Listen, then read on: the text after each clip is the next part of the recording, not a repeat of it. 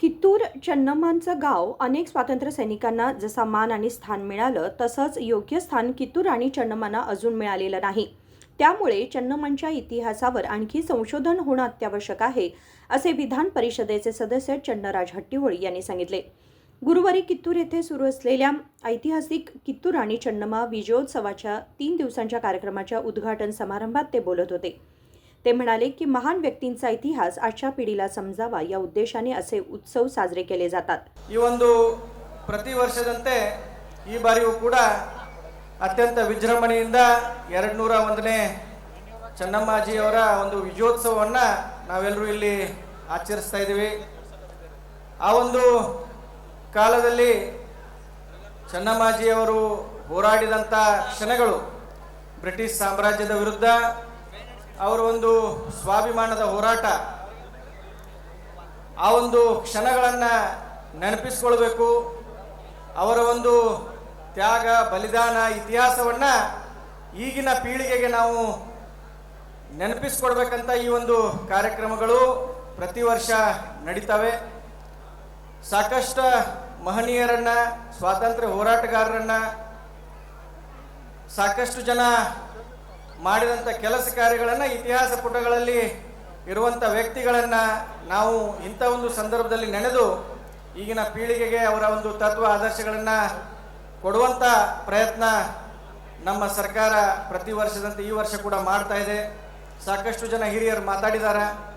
ಈ ಒಂದು ಕಾರ್ಯಕ್ರಮ ಅರ್ಥಪೂರ್ಣವಾಗಿ ನಡಿಬೇಕಂತ ಜಿಲ್ಲಾಡಳಿತ ಸಾಕಷ್ಟು ಪ್ರಯತ್ನಗಳನ್ನು ಕೂಡ ಮಾಡಿದ್ದಾರೆ.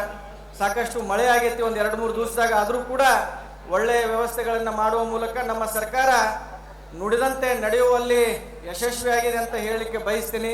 ಈ ವರ್ಷ ಕೂಡ ಒಂದು 5 ಕೋಟಿ ರೂಪಾಯಿ ಅನುದಾನವನ್ನು ಕೊಡುವ ಮೂಲಕ ಕಿತ್ತೂರು ರಾಣಿ ಚೆನ್ನಮ್ಮನ ಒಂದು ವಿಜಯೋತ್ಸವವನ್ನು ವಿಜೃಂಭಣೆಯಿಂದ ಆಚರಣೆ ಮಾಡಲಿಕ್ಕೆ ಎಲ್ಲ ರೀತಿಯ ಸಹಕಾರವನ್ನು ನಾವು ಕೊಟ್ಟಿದ್ದೇವೆ.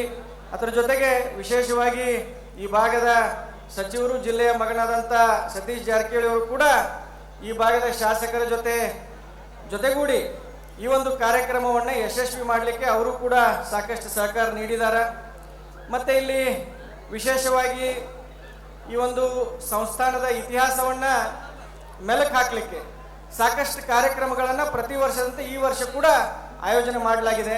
ಆ ಕಾರ್ಯಕ್ರಮದಲ್ಲಿ ನಾವೆಲ್ಲರೂ ಕೂಡ ಒಳ್ಳೆಯ ರೀತಿಯಿಂದ ಭಾಗವಹಿಸಬೇಕು. ಇತಿಹಾಸದ ಪುಟಗಳನ್ನು ಓದಲಿಕ್ಕೆ ಆಗಲಿಲ್ಲ ಅಂದರೂ ಕೂಡ ಈಗಿನ ದಿನಮಾನಗಳಲ್ಲಿ ಇಂಥ ಕಾರ್ಯಕ್ರಮಗಳಲ್ಲಿ ಭಾಗವಹಿಸುವ ಮೂಲಕ ಆ ಕ್ಷಣಗಳನ್ನು ನಾವೆಲ್ಲರೂ ನೆನಪು ಮಾಡಿಕೊಳ್ಬೇಕು, ಇತಿಹಾಸವನ್ನು ತಿಳಿಲಿಕ್ಕೆ ಪ್ರಯತ್ನ ಮಾಡಬೇಕು.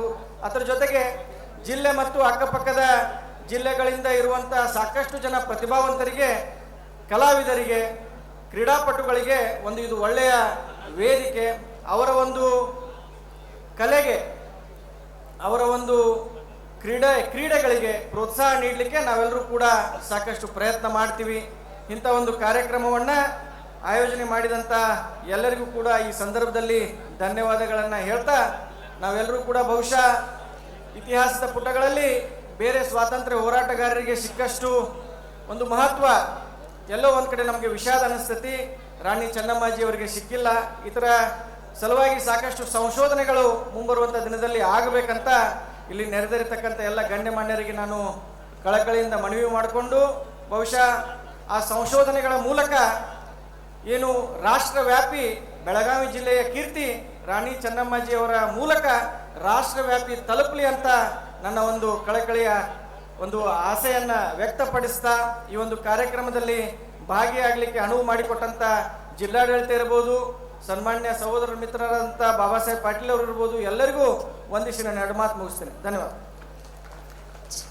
या प्रसंगी कित्तूर कलमठचे श्री म नि प्र स्व मडिवाळ राजयोगेंद्री महास्वामीजी, निचणकीचे श्री मनी प्र स्व पंचाक्षरी महास्वामीजी, बैलूरचे श्री निजगुणानंद महास्वामीजी, लिंगायत पंचमसाली जगद्गुरू श्री बसवजय मृत्युंजय स्वामीजी आणि इतर मान्यवर उपस्थित होते.